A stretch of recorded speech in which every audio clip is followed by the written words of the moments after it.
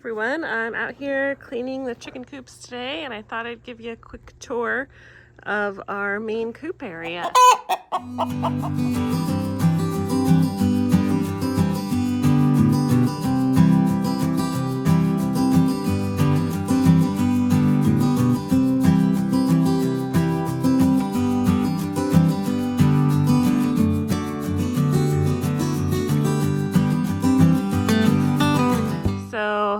I use the quad for a lot of chores because we have very hilly land and it's much easier to haul stuff around in that. So on the side we have our quails, and I'm getting some more today. I'm getting ready to clean their coop. So our quail coop has 2 levels. Quails don't really do ramps, so it is 8 feet long by 2 feet wide, and the dog likes to terrorize the quail. So this is a whole section. I'm getting ready to convert this to one whole section. We had it sectioned off for a little while, but I'm getting more quail. So, and then if it's really rainy, like blowing rain, I have a tarp I cover the front with, but otherwise it's open. So we added this covered section off of the pop doors 2 years ago, and it's been great because we get a lot of rain. Don't let the sun fool you here. And the chickens don't really like it. So this has been great. Keeps snow off of them. This is where I put their feed. This is their fermented feeder trough and their water here. I don't keep water in the main coop because it adds humidity to the air. And in the winter, that is an increased risk of frostbite. I added this Shelter Logic shelter this fall, and it's just been another area for the chickens to hide out, keep out of the rain, and also hide from aerial predators, but they seem to really like it a lot, and they congregate there. Girls, get out in the sun while it's here. Come on. And then our main chicken yard has a double gate here and another double gate up here for us to drive a tractor through. That's kind of our main access to the lower property. And then my garden's right off of here. In the winter, I leave this open and they till the beds for me and fertilize them, which is great. We also have a water source in our frost-free pipe there that is nice because it works year-round. I'll come get you guys out. So our duck pond is just set 6 or 8 foot stock tank. I don't know. I forget. You guys, you're not supposed to go in when I'm draining it. So I clean it about once a week, maybe every 10 days. It is built into the hillside, so they can easily access it from the top. I have a drain spout here. It easily allows me to drain it. Now it is sinking a little bit, so as you can tell, it didn't totally drain in there. So let's see. I think there's a stick clogging it, so I got to get that out. And then I do have to scoop a little bit of water out I use this bucket. It honestly takes me about 10 minutes, and then rinse it out and fill it back up. So it's not too bad. Honestly, it doesn't take that long. But when they go in there, when it's empty, oh my gosh, it's such a mess to get them out. They splatter me with the poopy water. So lots of fun. Thanks, Darkwing. Thanks for doing that. So the front of the main coop is on our concrete. It's on our concrete pad. This was one of the only things on our property when we bought it, this concrete pad. And we thought about taking it out, but it's become very handy. So I also have my greenhouse set up on it.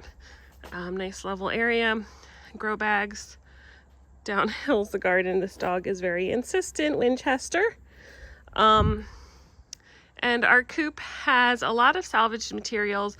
A lot of the wood was left over from building our house. And outside I have my gorilla cart. I love this thing because it dumps. And this is what I clean all the dirty stuff out every day and dump it like twice a week probably in our compost. I keep the bag over it because the dog likes to dig in it otherwise.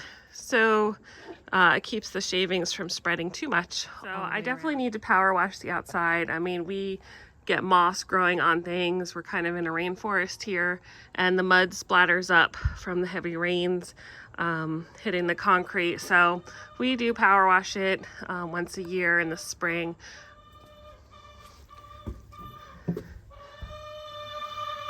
So the feed room just houses grit, oyster shell. This is my cleaning bucket, some stuff for the waterers to clean them. I have sand for the quail, and this is probably my favorite thing to use under the roost bars. It's PDZ granular. It just dries up everything. And then I have my feed buckets over here. I'm using the lid for this one out in the yard right now, and then a couple other random tools and stuff. I love these nest box herbs from Faith and Farms. I use those a lot. So the windows and doors are all salvaged from second use in Seattle, and then we just have the windows, real simple locking mechanism, and then I have them on pulleys with this cording to open. They're closed now because it's cold. This is one I always leave open, and I was just cleaning the windows, so I have it closed, but all I do is pull this, it opens, and then I latch it. Real easy, just, you don't need like super fancy locking windows. This one doesn't have hardware cloth on it, but the ones inside the coop area do. And the coop is divided into two sections. Need to zoom out here. So this is originally was supposed to be my bantam side, which I still use it for that, but the large fowl come in here also, and then this was my large fowl side. The doors, again, super simple mechanisms to lock them. Hi, Wilma. So I do put dried pellets in the coop and oyster shell dispensers. If it is very inclement weather, they like to eat inside.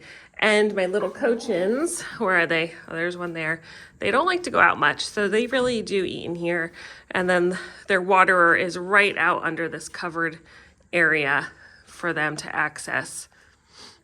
Again, we haven't power washed since last spring, so there is poop on the back wall. It just happens. But I did just vacuum all the ceiling cobwebs and dust off, so it is looking pretty spiffy.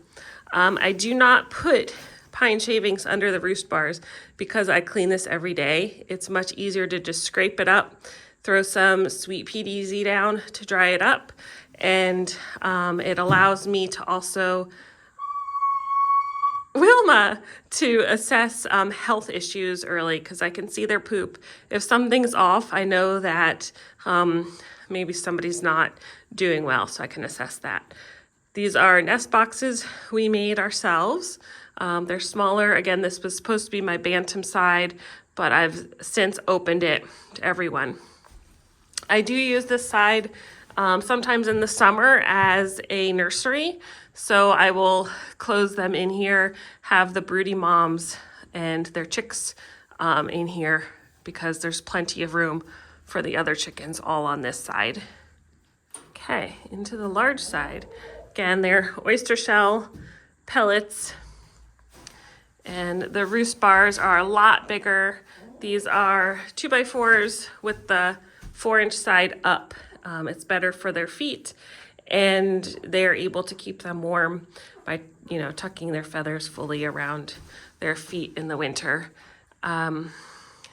No shavings, again, under the roost bars. We did get these nesting boxes from Second Use as well. They've been really handy. I have some fake eggs in there, some real eggs. Look at that. Beautiful. I'm still only getting about 10 eggs a day right now. Not so great. Usually high season, I'll get about 3 dozen a day. But I have one broody mama. Hi, cow. I know, cow. Yeah, you're so cute. So in the summer, I open this window and those windows, and it allows a really nice cross breeze. This way is north facing, so we do get a really nice breeze there in the summer. It cools it off, and the high roof allows that hot air to go right out that center window, which I will open all the way in the summer. So that's the coop. Please let me know if you have any questions. We have had it we built it 2018, we built it. So we've had it a number of years and I love it. It's been very functional, lots of space for everybody. And yeah, oh, she's sunning herself. Hello, little Kojin.